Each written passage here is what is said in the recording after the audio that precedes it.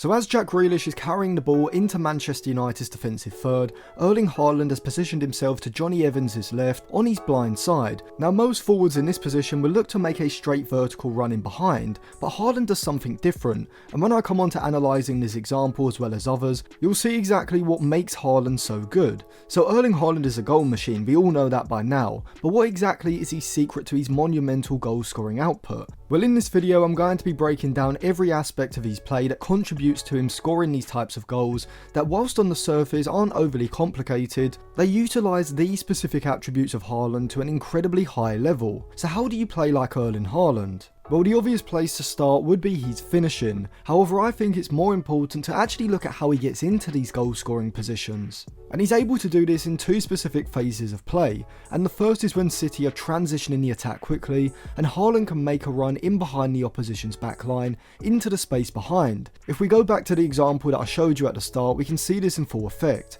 So as Grealish is looking to make a pass in behind, the obvious movement for Haaland to make is straight ahead. However, Haaland recognises that if he makes this run, Jonny Evans is blocking the passing lane from Grealish into him, and so instead Haaland holds his run to make sure he's onside, and as Jonny Evans is stepping out to close down Grealish, Haaland instead makes a diagonal run, opening up the passing lane between Maguire and Evans, and because Haaland is running at a diagonal angle rather than straight on, when Grealish threads a pass, splitting the two United centre-backs, Haaland's first touch is able to take him across Maguire, which shields the ball, meaning that the only way the United defender can stop Haaland is by bringing him down, which allows Haaland to cut across Maguire onto his left foot, and even though Haaland can't finish from this opportunity, with Onana racing out to block the dink, his movement to get into this position in the first place was world class. And if you're a striker, then watching and learning from how Haaland times his movements in behind the back line from these sorts of situations is going to allow you to get in a lot more high value goal scoring positions.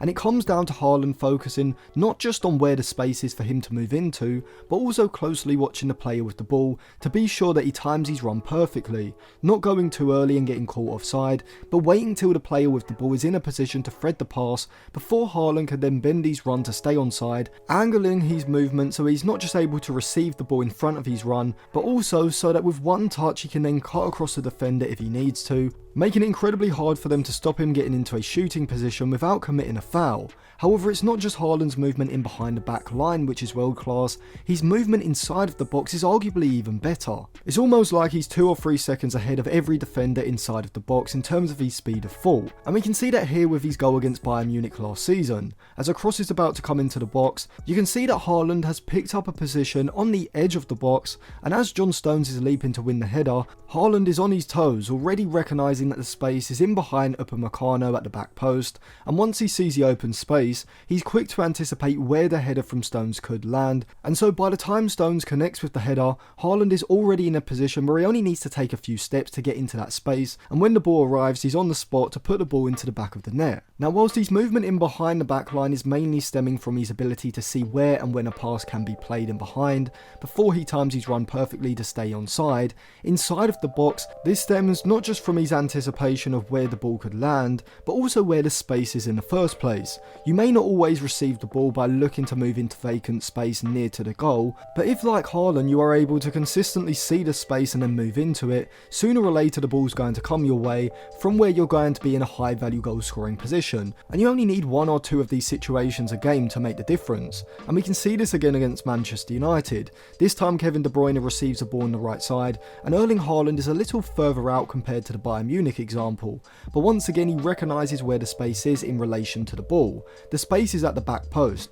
and so Haaland, as De Bruyne receives the ball, is already setting himself up to make this run, positioning himself between the Manchester United right back and centre back, so that as De Bruyne is about to thread the curling pass towards the back post, Haaland is already on the blind side of Varane, and as the ball is played, Haaland's able to use his long legs to stride onto the ball and knock it into the net to score the goal without Varane being able to react. But obviously, if you want to play like Erling Haaland, the one attribute you need to master is your finishing. And it's not just his finishing from one specific situation or angle that makes Haaland so good, but it's because he's been able to develop a variety of different finishes. Haaland is capable of finishing first time when the ball is cut back or played across goal, when running through on goal with a defender on his back and facing the keeper in a 1v1, whilst also being able to finish in the air as well, whether it's with a flicked header simply redirecting the ball with the pace already on the cross, or using his neck muscle muscles to generate that power himself and head the ball into the net. But Haaland is also capable of the spectacular, as we see with this example, as Haaland first uses his awareness inside of the box to pick up a position in behind the Southampton defender,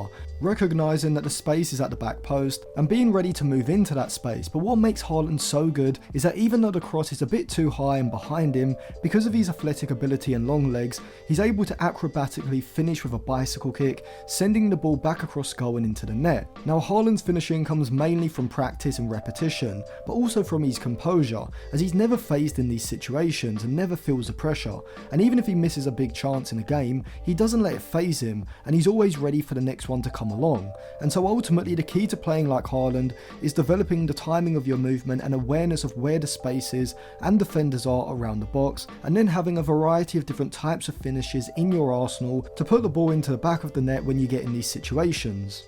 So thank you for watching. If you enjoyed that video, check out some others, and subscribe to the channel as well for more videos like this.